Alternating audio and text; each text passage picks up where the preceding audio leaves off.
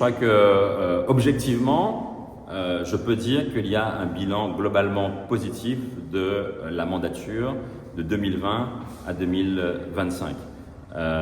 J'ai eu l'occasion de citer un certain nombre d'exemples de ce qui a pu être réalisé sur la commune de Saint-Benoît en tant que maire de la commune, mais aussi en tant que président de la CIREST.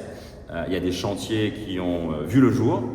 un peu partout, sur l'ensemble du territoire, des démolitions de ruines, de la reconstruction, des créations de nouvelles routes, de la réhabilitation des écoles,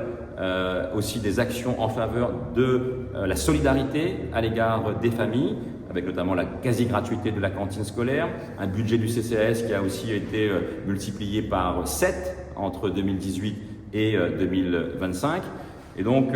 oui, je considère qu'aujourd'hui, comme beaucoup de bénédictines et de bénédictins aussi finalement, le travail qui a été mené porte ses fruits. Il y a encore évidemment beaucoup de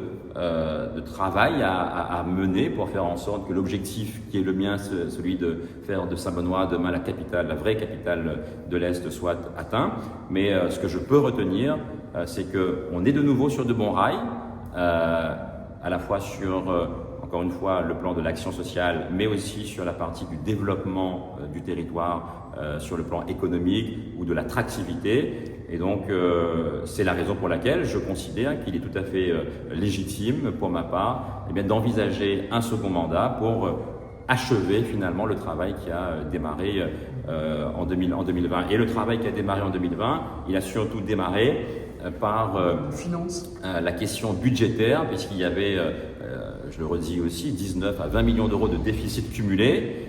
pendant 3 ans, de 2020 à 2023. Avec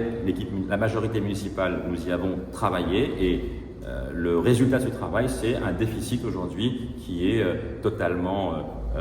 annulé et des comptes qui ont été redressés sans augmenter les impôts des bénédictines et des bénédictins et sans licenciement massif du personnel communal, ce qui aurait été le cas si la commune avait été placée sous tutelle de l'État. Avec des investissements beaucoup plus importants? Oui, on est passé